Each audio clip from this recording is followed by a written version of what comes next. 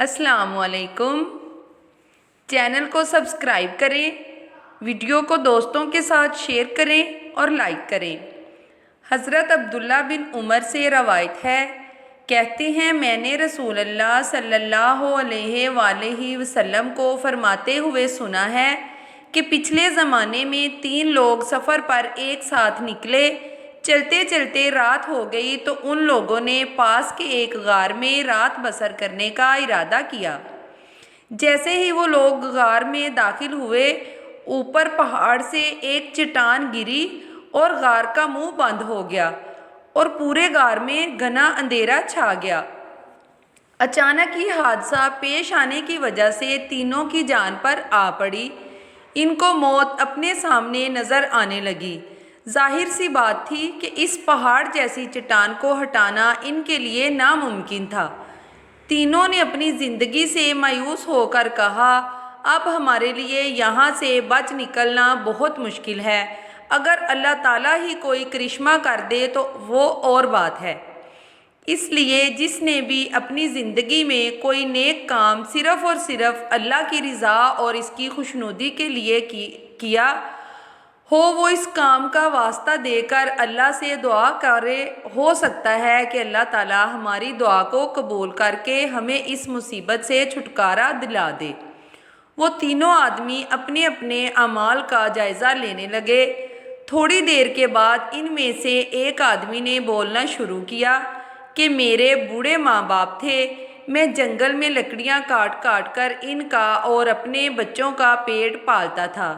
میرا یہ معمول تھا کہ بکریوں کا دودھ دو کر سب سے پہلے اپنے بوڑھے ماں باپ کو پلاتا تھا، اس کے بعد اپنے بچوں کو پلاتا تھا۔ کبھی ایسا نہیں ہوا کہ والدین سے پہلے میں نے بچوں کو کھلایا پلایا ہو۔ ایک بار ایسا ہوا کہ لکڑیوں کی تلاش میں بہت دور نکل گیا اور گھر واپس آتے آتے بہت رات گزر گئی۔ میں نے جلدی جلدی دودھ دھویا اور والدین کو پلانے کے لیے دودھ کا پیالہ لے کر ان کے پاس پہنچا تو میں کیا دیکھتا ہوں کہ وہ دونوں سو چکے ہیں اور میرے بچے بھوک کی وجہ سے بلبلا رہے تھے۔ اب میں شش و پنج میں پڑ گیا کہ خدایا میں کیا کروں، والدین کو جگاؤں تو ان کی نیند خراب ہو اور بچوں کا رونا دھونا بھی برداشت نہیں ہو رہا تھا۔ بہرحال اپنے دل کو مضبوط کر کے میں ہاتھ میں پیالہ لے کر والدین کے سرہانے کھڑا ہو گیا اور ان کے جاگنے کا انتظار کرنے لگا۔ ادھر میرے بچوں نے بھوک کی وجہ سے برا حال تھا، بھوک کی شدت سے چیخ رہے تھے۔ ان کی چیخو پکار سن کر میرے ماں باپ جاگ گئے۔ میں نے جلدی سے ان کو دودھ پلایا، وہ شکمے سیر ہو گئے۔ اس کے بعد میں نے اپنے بچوں کو دودھ پلایا، ان کی بھی بھوک مٹ گئی اور وہ بھی سو گئے۔ یہ سب کچھ ہونے کے بعد اس آدمی نے کہا، اے اللہ، اگر یہ کام میں نے تیری رضا اور خوشنودی کے لیے کیا ہو تو میری دعا قبول کر کے اس چٹان کی مصیبت سے ہمیں نجات دلا۔ اتنا کہنا تھا کہ چٹان تھوڑی سی کھسک گئی اور غار کے اندر ہلکی ہلکی روشنی آنے لگی۔ اس کے بعد دوسرے شخص نے کہا، اے اللہ، تو اچھی طرح جانتا ہے کہ میری ایک چچا زاد بہن تھی جس سے میں بہت محبت کرتا تھا۔ میں نے اس پر قابو پانے کی بہت کوشش کی اور اس سے اپنی خواہش کا اظہار کرتا رہا، لیکن ہر بار وہ منع کر دیتی۔ اسی دوران 1 سال بہت سخت قحط پڑا، کھانے پینے کی ساری چیزیں ختم ہو گئیں۔ وہ بھی تنگ حالی سے مجبور ہو کر میرے پاس آئی تاکہ میں اس کی کچھ مدد کروں۔ میں نے اس شرط پر اس کو 120 دینار دیے کہ وہ میری نفسانی خواہش کو پورا کرے۔ حالات کی ماری مجبور ہو کر راضی ہو گئی۔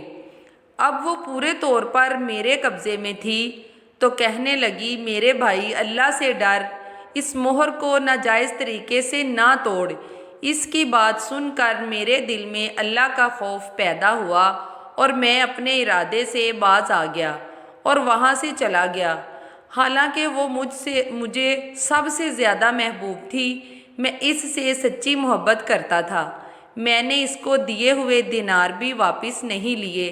اے اللہ، اگر یہ کام میں نے تیری رضا اور تیرے ڈر سے کیا تھا تو اس کے طفیل ہماری اس مصیبت کو دور کر دے۔ اچانک چٹان تھوڑی اور کھسک گئی۔ اب غار کے اندر پوری روشنی آ رہی تھی، لیکن ابھی بھی وہ غار سے نہیں نکل سکتے تھے۔ اب تیسرے شخص کی باری آئی۔